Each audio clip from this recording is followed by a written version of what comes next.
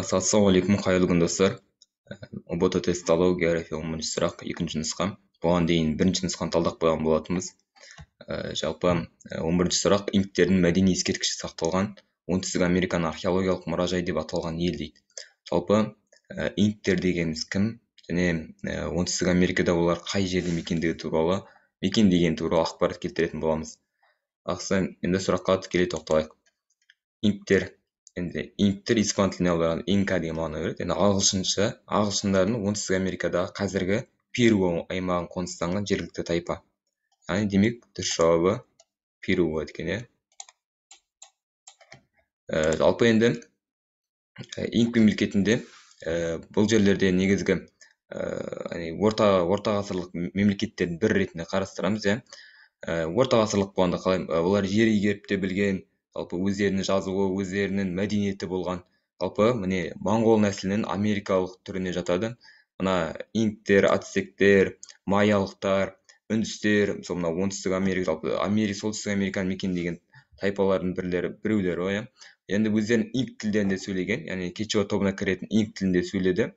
Жалпы қазіргі таңда бұл инк мәдениеті қалай жойылып кетті, немесе яғни инк мемлекетін кім жойды деген сұраққа тоқталайық.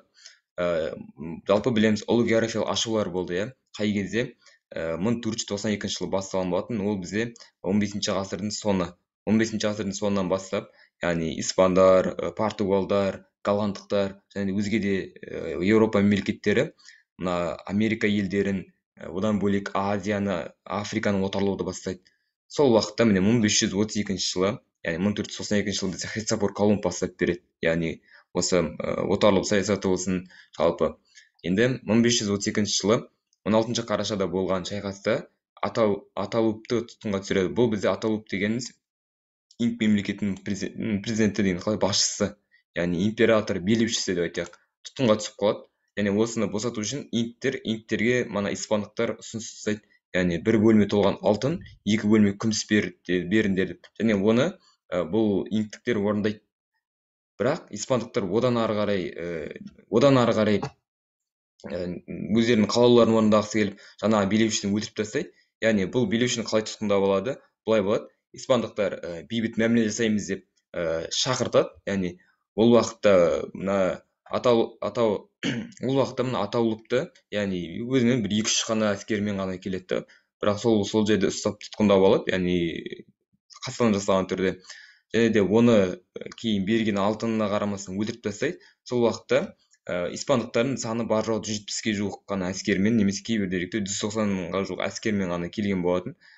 Сол уақытта инктерден басшысыз қалғаннан кейін жан-жаққа тауға қарай қашып құтылады. Содан кейін, яғни сол уақыттан бастап 1570 жылға дейін, яғни сол уақытта тауды мекендеген инктер 1570 жылға дейін өмір сүрген. Кейін яғни осылай отарланған тайпалардың қатарында қазір енді кейін мынандай бір деректі қарап көрдім интернеттен. Мана тауға шыққан инктіктер Мачу-Пикчу қаласына келіп жасырынған екен. Көріп тұрғандарыңыздай, археологиялық орын әлемнің 7 кереметіне кіргізген екен. Жалпы осындай бір қызықты деректер бар. Енді өздеріңіз үшін жеке қарастырсаңыздар болады. Енді археологиялық мұражай деп аталған ел. Мана көріп тұрғандарыңыздай ескерткіштер өте көп сақталған. Демек, инктердің мәдени ескерткіші сақталған оңтүстік Американың негізгі археологиялық мұражайы деп аталған ел, ол бізде Перу. Яғни картада көріп тұрғандарыңыздай Перуде орналасқан. Осы негізгі білу керек мәліметтеріміз.